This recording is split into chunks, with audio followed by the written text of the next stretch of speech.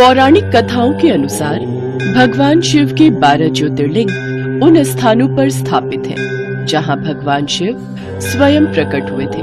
सबसे पहला ज्योतिर्लिंग है सोमनाथ ज्योतिर्लिंग, जो गुजरात के सौराष्ट्र में अरब सागर के तट पर स्थित है। शिव पुराण के अनुसार राजा दक्ष ने अपनी 27 कन्याओं का विवाह चंद्रदेव के साथ किया था, लेकिन चंद्रदेव रोहिणी नाम की पत्नी से सबसे अधिक प्रेम करते थे। इससे बाकी सभी कन्याएं दुखी रहने लगी। उन्होंने अपनी पीड़ा अपने पिता राजा दक्ष को बताई। राजा दक्ष चंद्रदेव के पास गए। हे वत्स, तुम निर्मल कुल में उत्पन्न हुए हो, फिर तुम बाकी सभी पत्नियों से ये भेदभाव क्यों करते हो? उम्मीद है आगे से हमें दोबारा ये शिकायत सुनने को नहीं मिलेगी। लेकिन चंद्रदेव अपनी हरकतों से बाज नहीं आए। ये देख दक्ष बहुत क्रोधित हुए। इसलिए मैं तुम्हें क्षय रोग होने का श्राप देता हूँ। इतना कहते ही वो क्षय रोग से ग्रसित हो गए। चंद्रदेव इसके निवारण के लिए ब्रह्मा जी के पास गए। जो हुआ सो हुआ।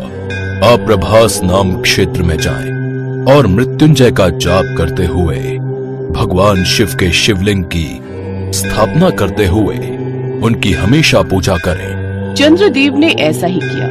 महादेव ने उनकी प्रार्थना सुन ली और चंद्रदेव उस रोग से मुक्त हो गए। अथार्थ लिंग के रूप में प्रकट हो सोमनाथ कहलाए। दूसरा ज्योतिर्लिंग है मल्लिकार्जुन ज्योतिर्लिंग। यह ज्योतिर्लिंग भगवान शिव और माँ पार्वती का संयुक्त रूप है।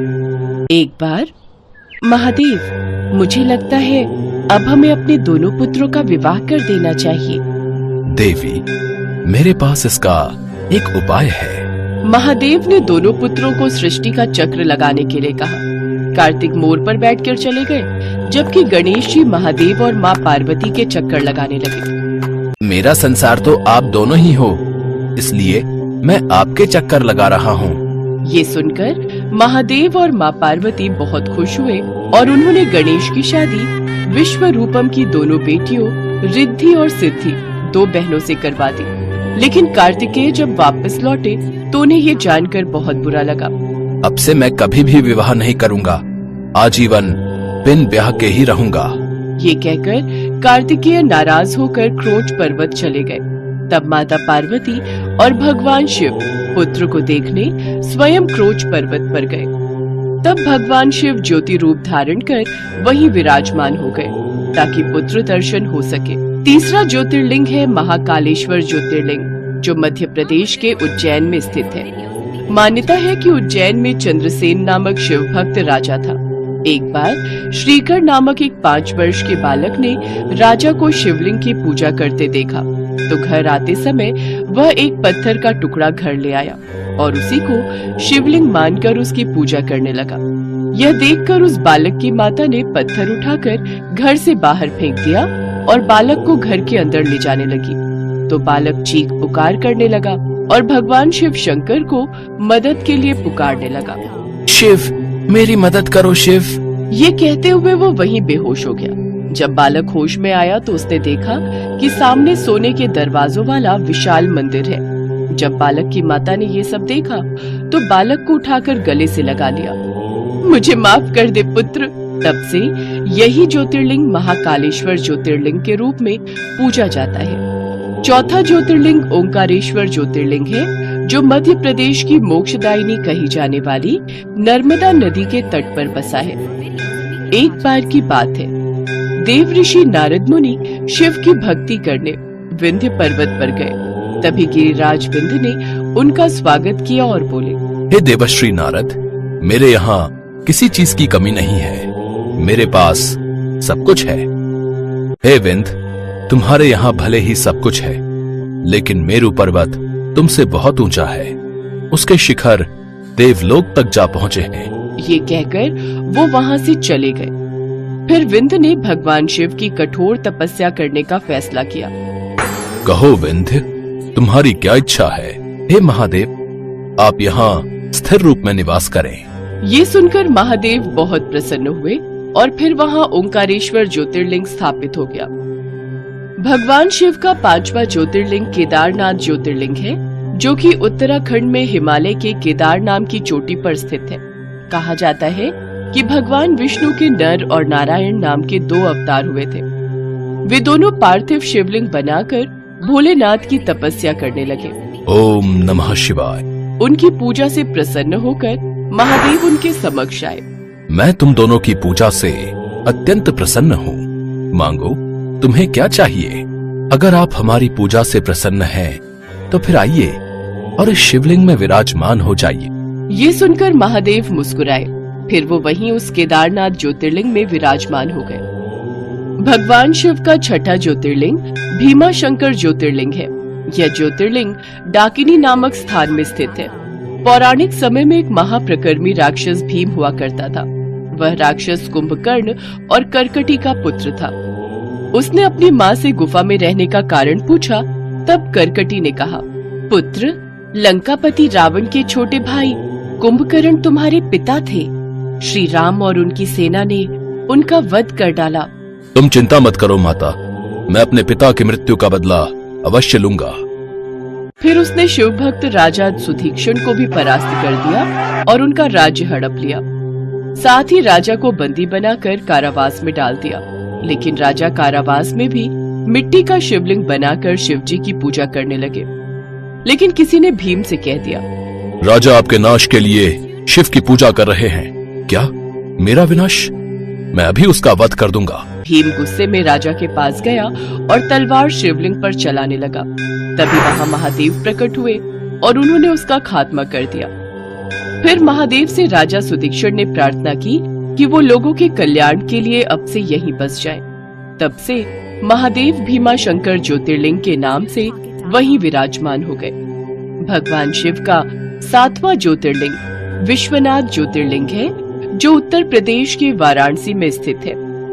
ऐसी मान्यता है कि एक बार भगवान शिव के मन में 1 से 2 हो जाने की इच्छा हुई। इसके पश्चात वे शिव और शक्ति नाम से नर और नारी रूप में प्रकट हुए। तुम्हें सृष्टि के कल्याण के लिए पूजा करनी होगी, लेकिन कहाँ प्रभु? तब के लिए यहाँ कोई स्थान है ही नहीं। फिर उन दोनों ने प्रकृति की रचना की, जिसमें एक नर और नारी हुए। तब शिव जी ने वहाँ काशी नगरी का निर्माण किया। उस पुरुष ने शिव जी की खूब तपस्या की। भीषण गर्मी में भी तप के कारण उसके शरीर से अनेक जलधाराएं बहने लगी, जिससे काफी तेज बाढ़ आ गई और वो काशी उसमें डूबने लगी। तब भगवान शिव ने काशी को अपने त्रिशूल से बचा लिया। सब कुछ शांत हो जाने के बाद फिर शिव जी ने काशी को धरती पर रख दिया और लोगों के उद्धार के लिए विश्वनाथ ज्योतिर्लिंग की स्थापना की। शिव जी के 8वें ज्योतिर्लिंग का नाम त्र्यंबकेश्वर ज्योतिर्लिंग है, जो महाराष्ट्र के नासिक में स्थित है। एक मान्यता के अनुसार गौतम ऋषि अपनी पत्नी अहिल्या के साथ रहते थे। एक बार दुर्बल गाय का रूप लेकर गणेश जी महर्षि के खेत में आए। फिर महर्षि के स्पर्श करते ही वो गाय मृत हो गई। सबने ऋषि पर गौ हत्या का आरोप लगाया। इसे यहाँ से बाहर निकालो, इसने गौ हत्या की है। आप लोग मेरे इस पाप का प्रायश्चित करने का उपाय बताएं। तुम अपने पाप को प्रकट करते हुए सारी पृथ्वी की 3 बार परिक्रमा करो, फिर लौटकर 1 महीने तक व्रत करो, या फिर ब्रह्मगिरी की 101 परिक्रमा करने के बाद महादेव की आराधना करो। उसके बाद ही तुम्हारी शुद्धि होगी। महर्षि गौतम अपनी पत्नी अहिल्या के साथ मिलकर भगवान शिव की आराधना करने लगे। कुछ समय बाद उनकी भक्ति से प्रसन्न होकर महादेव ने उन्हें दर्शन दिए। महादेव, आप मुझे इस गौ हत्या के पाप से मुक्त करवाएं। लेकिन तुमने तो कोई पाप किया ही नहीं है। उन सब ब्राह्मणों ने मिलकर तुम्हारे साथ छल किया है और गणेश की भक्ति कर उन्हें गौ बनने पर तुम्हारे साथ ऐसा करने पर मजबूर किया। तुम तो एकदम साफ हो, लेकिन अब मैं उन ब्राह्मणों को दंडित करके ही रहूंगा। नहीं महादेव, अगर वो मेरे साथ ये छल ना करते तो मैं आपके दर्शन कैसे कर पाता। उन सबको माफ कर दो। अब मेरी आपसे एक ही प्रार्थना है कि आप इस आश्रम में विराजमान हो जाएं। उस दिन के बाद से महादेव वहाँ त्र्यंबकेश्वर ज्योतिर्लिंग नाम से विराजमान हो गए। भगवान शिव का 9वां ज्योतिर्लिंग है वैद्यनाथ ज्योतिर्लिंग, जो कि झारखंड के देवघर में स्थित है। एक बार रावण भगवान शिव को लंका ले जाने के लिए तप करने लगा और शिव जी के प्रसन्न होने पर उसने वरदान में कामना लिंग को मांगा। भगवान शिव बात मान गए, परंतु उन्होंने एक शर्त भी रख दी। अगर तुमने शिवलिंग को कहीं रास्ते में रख दिया तो तुम उसे दोबारा उठा नहीं पाओगे। इससे सभी देवी देवता चिंतित हो गए और भगवान विष्णु के पास पहुँचे। भगवान विष्णु ने वरुण देव को रावण के पेट में जाने का आदेश दिया। इस वजह से रावण को देवघर के पास लघु शंका लग गई। रावण बैजू नाम के ग्वाले को शिवलिंग पकड़ाकर लघु शंका करने चला गया।